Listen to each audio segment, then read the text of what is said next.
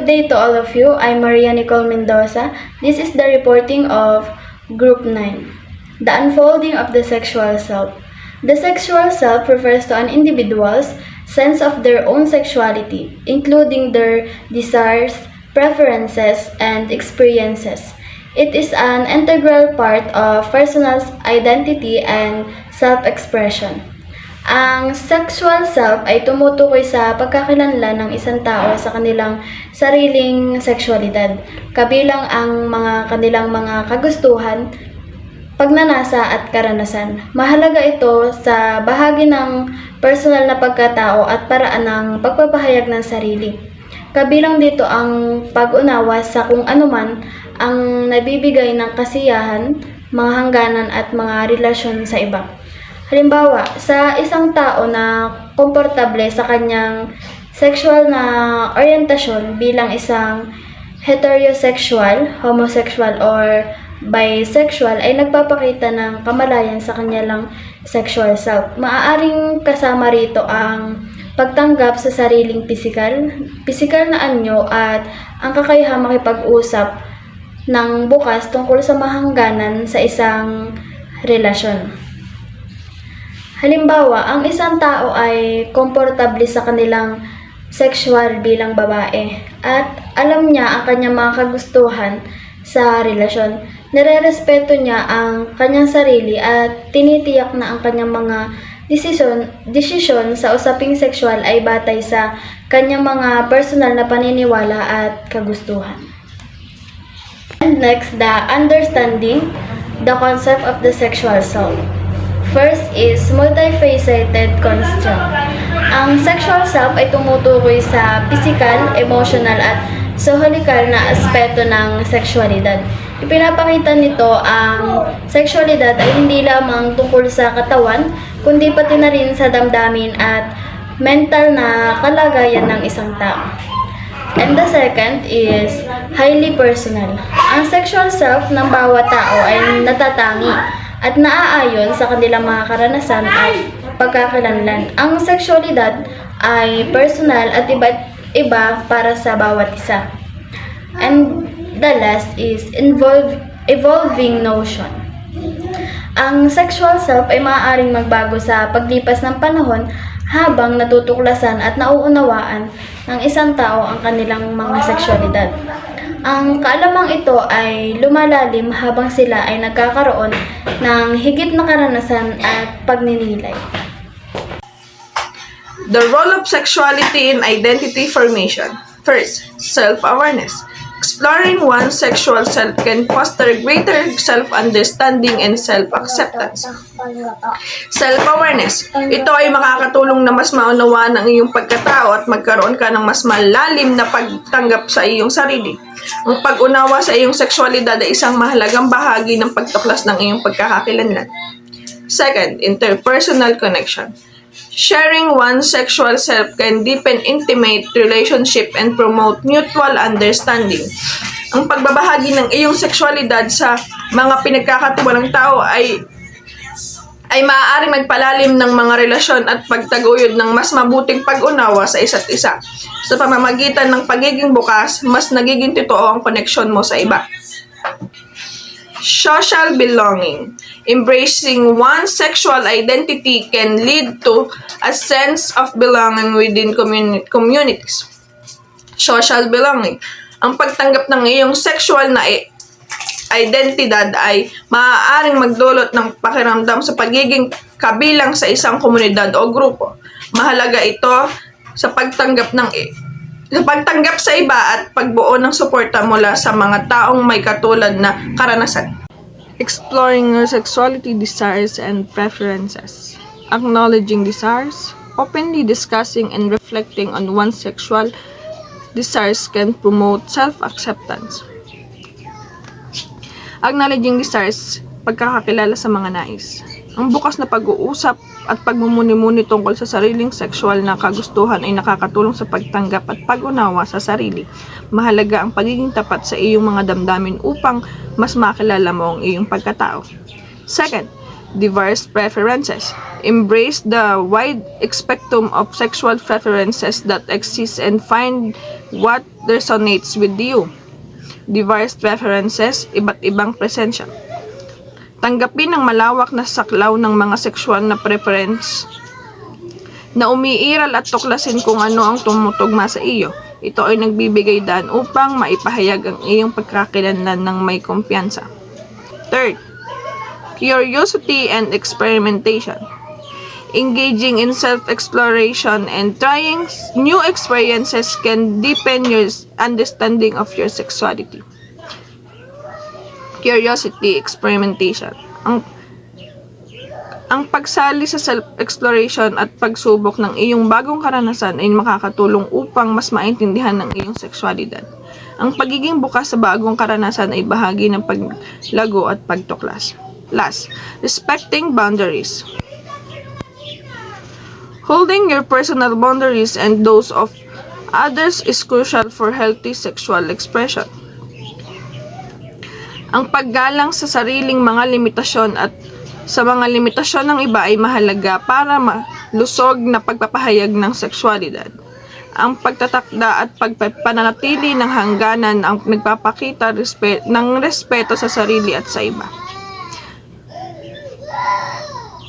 Ang mga puntong ito ay nagtuturo ng sexualidad na dapat ay tuklasin ng mas paggalang, bukas ang isipan at pagtanggap sa sarili sa iba.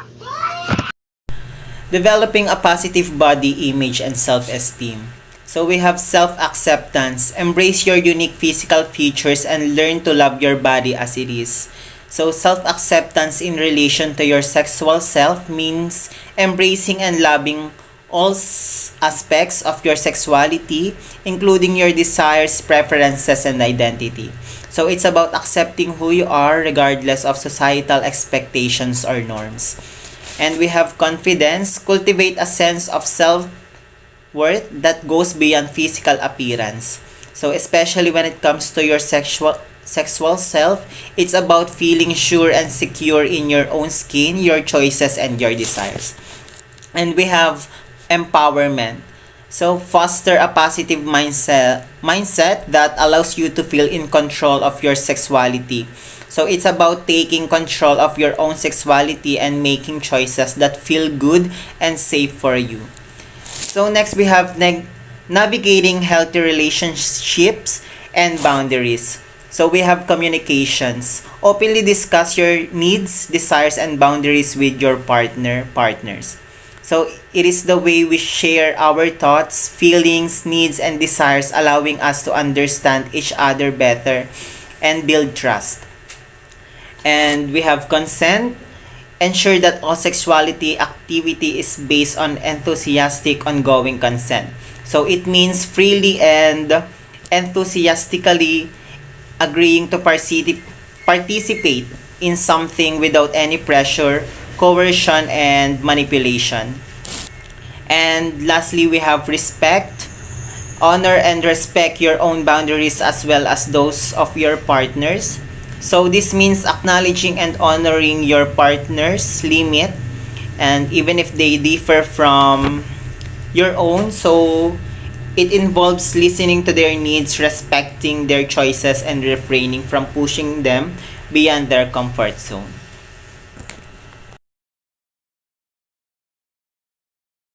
Before I start, I'm Jana Nicole D. Burgas. The influence of social and cultural factors. Social norms. Societal expectations and biases can shape one's understanding of sexuality. Social norm represents the unwritten rules and expectations that govern behaviors within a society. These norms significantly influence our understanding and expressions of sexuality. Societal biases, often deeply ingrained and sometimes unconscious, can lead to the stigmatizations of certain social orientations, identities, or practices. This can result in individuals feeling shame, guilt, or fear related to their sexuality, impacting their self-esteem or overall well-being.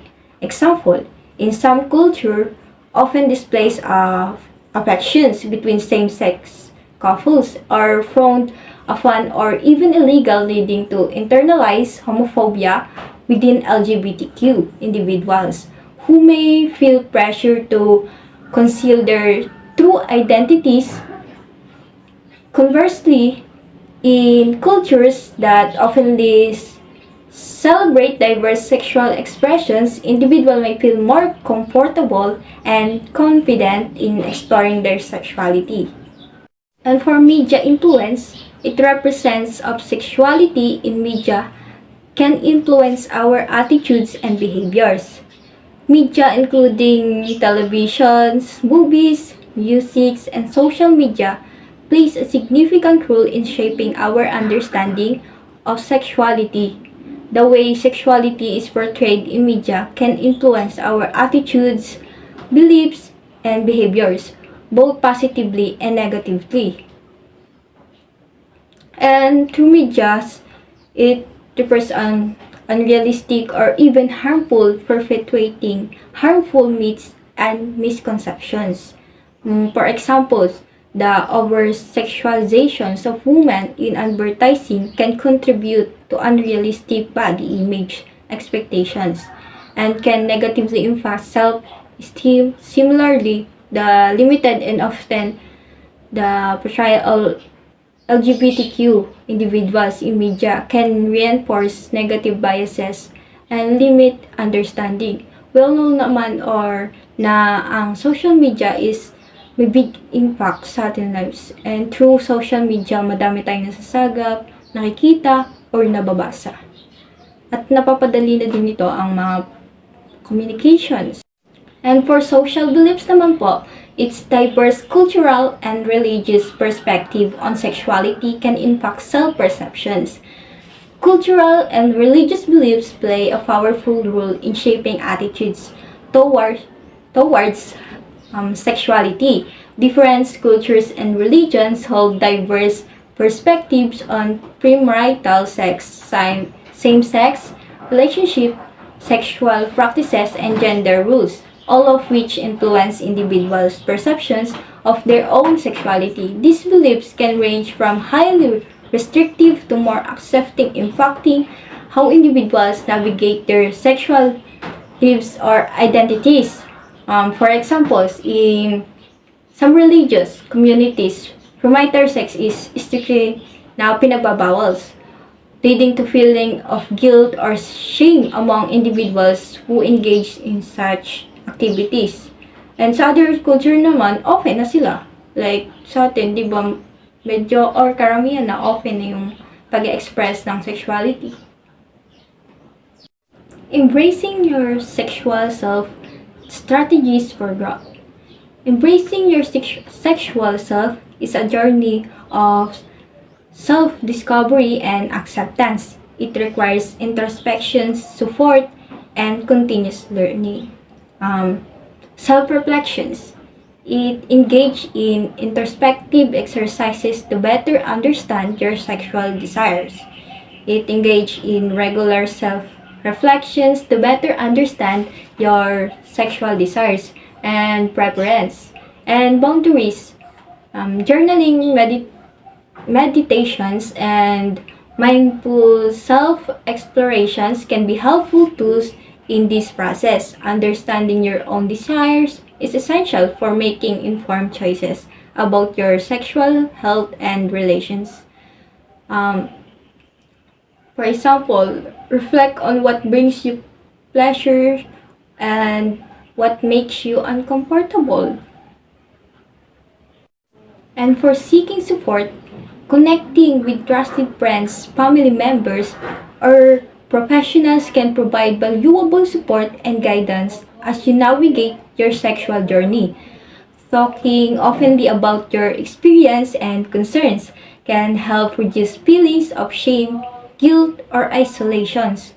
Therapists specializing in sex therapy can offer professional support and guidance.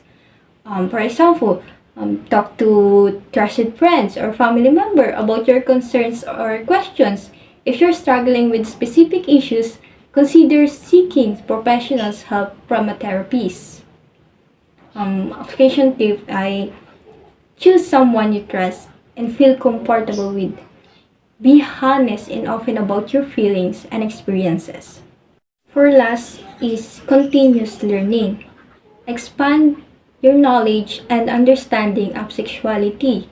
We all know naman na hindi lang natin nakuha ang kalaman ng about lang sa mga books or something na educational resources.